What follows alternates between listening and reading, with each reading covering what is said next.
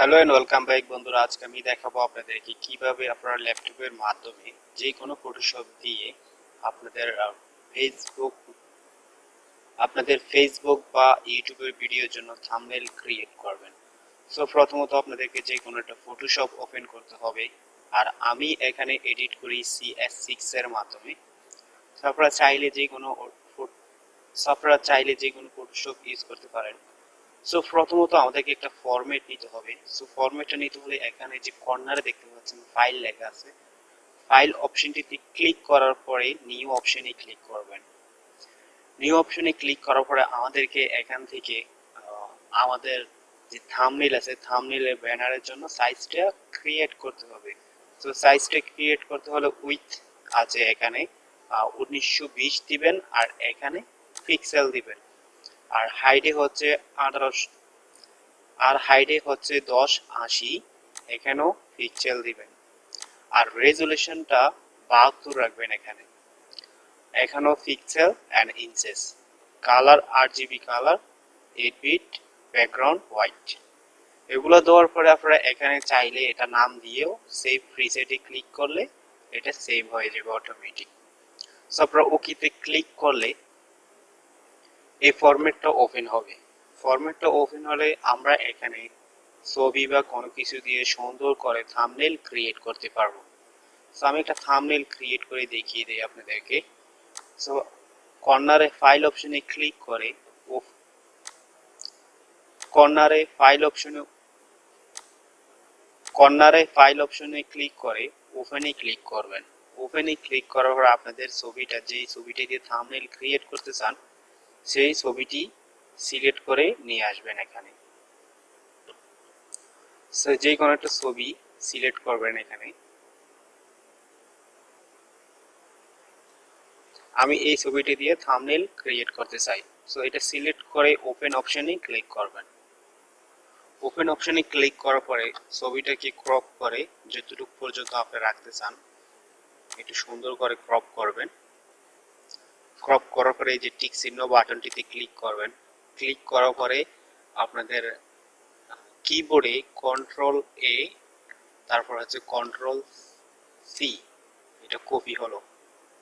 Ctrl+A মানে select, Ctrl+C মানে copy. So এই যে উপরের বাটনটাতে ক্লিক করে এটাকে এখান থেকে ধরে আপনি যে টামলেট আপনি যে ফরম্যাটটা তৈরি করেছেন ওই ফরম্যাটটার উপরে এনে এটা ছেড়ে দিলে ছবিটা চলে আসবে এখানে। তো ছবিটাকে আমাদেরকে সাইজ করতে হবে। সো শিফট বাটনে ক্লিক করে এই কর্নার থেকে নিচের দিকে নিয়ে আসবো।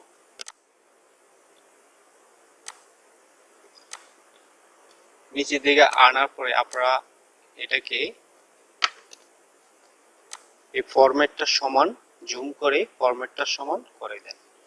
সো আপনারা যেভাবে রাখলে সুন্দর লাগে সেভাবে এটাকে সিলেক্ট করবেন। সিলেক্ট করার পরে এই যে টিক চিহ্ন বাটনটিতে ক্লিক করবেন। তারপর আপনারা চাইলে এখান থেকে এটাতে লিখতে পারবেন। এখানে যে লেখার যে অপশন আছে এটাতে ক্লিক করে আমরা এখান থেকে যে কোনো কালার সিলেক্ট করে যে কোনো কালারে লেখাটা লিখতে পারবো। আমি এখানে হলুদ কালার লিখবো। আমি হলুদ সিলেক্ট করে দিলাম। তারপর এখানে লিখবো নাইস। আপনারা যে কোনো লেখা লিখতে পারেন, আমি দেখানোর স্বার্থে আপনাদের এখানে লিখে দেখাচ্ছি। তো লেখাটা লেখার পরে উপরে টিক চিহ্ন বাটনে ক্লিক করে কন্ট্রোল টিপ দেওয়ার পরে শিফট অপশনে ক্লিক করে এই লেখাটিকে যতটুকু সম্ভব বড় করে দিবেন যাতে আমাদের থাম্বনেলটি সুন্দরভাবে দেখা যায়। সো এটাতে ক্লিক করার পর আপনারা এই যে কর্নারে দেখতে পাচ্ছেন এটাতে ডাবল ক্লিক করে তারপর স্টকটা সিলেক্ট করে দিবেন। সিলেক্ট করার পর এই জায়গায় একটা ক্লিক করবেন। ক্লিক করলে এখান থেকে আপনারা ব্যাকগ্রাউন্ডে কি সাদা রাখতে চান না লাল রাখতে চান বা কালো বা সাদা কালো যে কোনো কালারই আপনারা রাখতে পারবেন এখানে। আমি এখানে কালো রাখবো ব্যাকগ্রাউন্ডটা। চাইলে এটা এখান থেকে ধরে আরো বড় করে দিতে পারেন, কমিয়ে দিতে পারেন। আমি এটা এইভাবে রাখবো। ওকেতে ক্লিক করবেন। সো আবার আমি লিখবো নিচে। সো এবার কালারটা আমি লাল রাখতে চাই।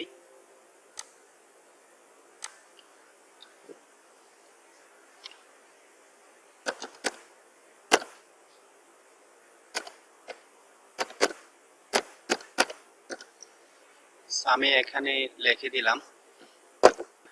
ব্যাকগ্রাউন্ডটা সিলেক্ট করার পর আপনারা এটাকে আবারও কন্ট্রোল টিতে ক্লিক করবেন। কন্ট্রোল টিতে ক্লিক করে শিফট বাটনটিতে ধরে রাখবেন, ধরে কর্নারে ধরে লেখাটি যতটুকু সম্ভব বড় করে দিবেন।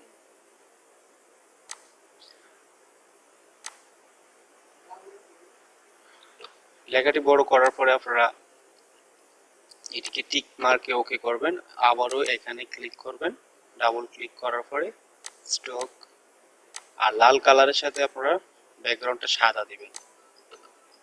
সো এটা এখান থেকে আমি একটু কমিয়ে দেব। সো এইভাবে আপনারা লিখে আপনাদের থাম্বনেলটি ক্রিয়েট করতে পারবেন। সো লেখাটা চেষ্টা করবেন যতটুকু ছোট আর যতটুকু বড় করে লিখতে পারেন।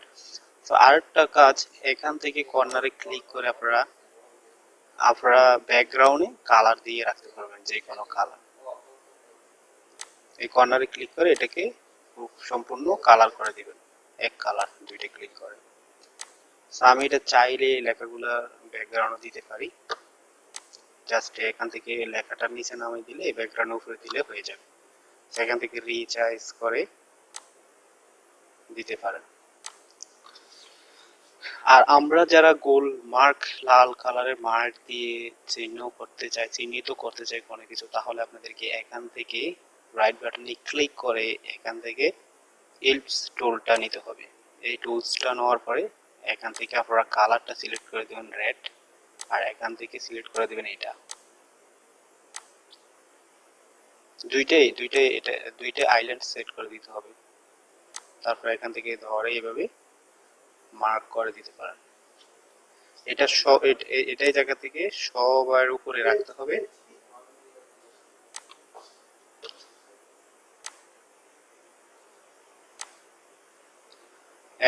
এটা লাল থাকবে, এটা শুধু এই যে এটা শুধু সাদা, আর এই যে লাল দাগটা এটা সিলেক্ট করে দিবেন। আর এখানে 23 যতটুকু মোটা রাখতে চান, 23, 24 আমরা মোটার যে পরিমাণটা, এই পরিমাণটা এখান থেকে সিলেক্ট করতে পারবেন।